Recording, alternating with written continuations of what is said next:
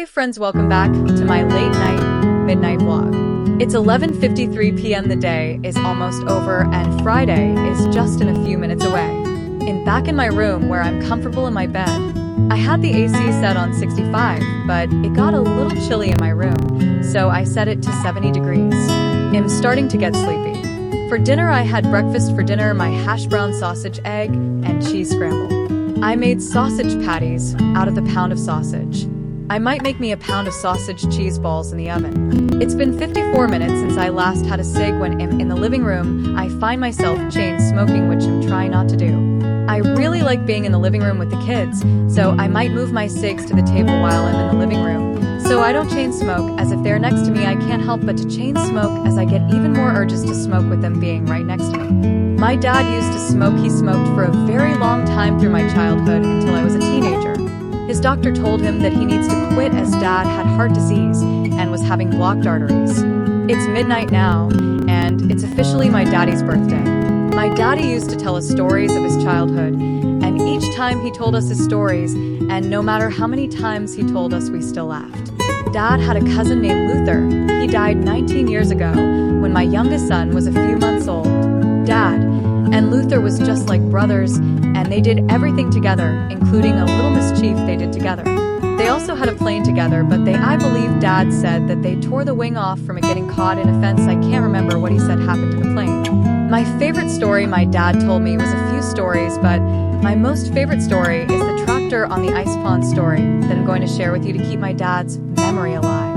I'm sure he never knew his stories would be shared on my vlogs all day long on his 90th birthday in heaven. Dad and his cousin Luther thought of a grand idea to see if the tractor would hold up on the icy pond. They drove the tractor out onto the icy pond, and then the ice broke and half of the tractor sank in the icy pond.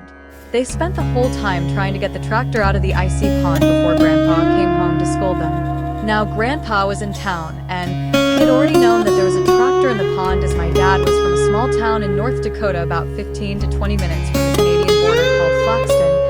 And in that small town, people saw that tractor in the pond, and they told Grandpa there's a tractor in his pond.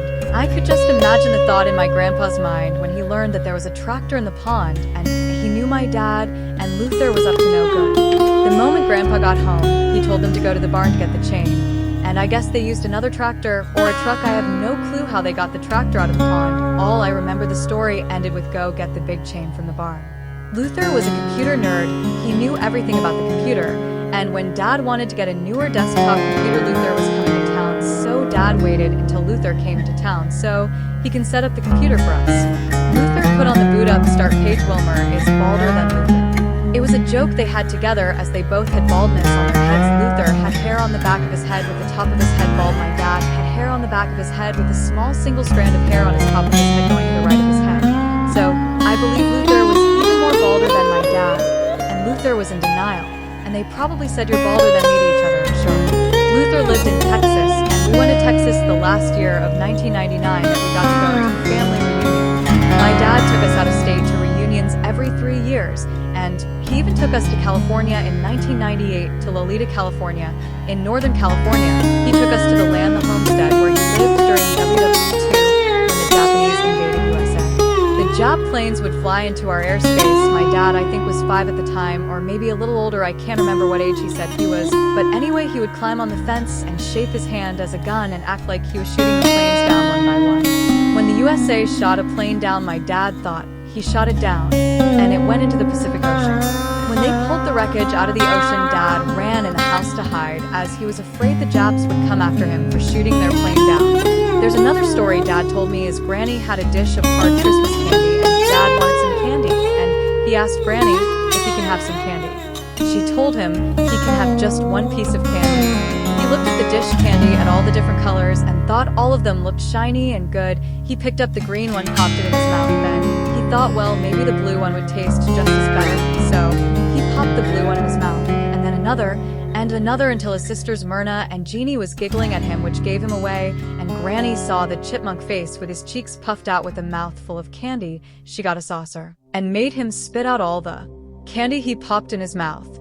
Myrna and Jeannie got to have a new piece when they wanted candy, but as Dad's punishment, he had to eat the candy that he popped in his mouth, disobeying Granny's one-piece rule. It's been 16 years since Daddy died, and every day I miss him, and if I didn't have pictures of my daddy and my mama, I would have forgotten what they look like.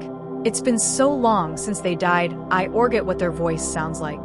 I have a few VCR tapes of family movies I have always wanted to watch. One day I will get me a smart TV and a VCR just so I can check out the tapes as long as they don't get eaten up by the VCR. I hope to someday watch those videos and hear my dad's voice again. I miss him so much. He was the best dad the Lord provided for me to have. Dad met Mom through my grandpa when he worked for my grandpa and took him fishing just to ask my grandpa for my mom's hand for him to date her, and Grandpa accepted and gave my dad his blessing. When Dad went to pick my mom up, she asked him if he was the guy with the funny hat. That was her first impression of him. I assumed Dad had on a fishing hat when he took Grandpa fishing. I'm starting to get tired. It just hit 1 a.m. I'm going to take my risperidone after I upload my vlog. Thank you for watching my vlog.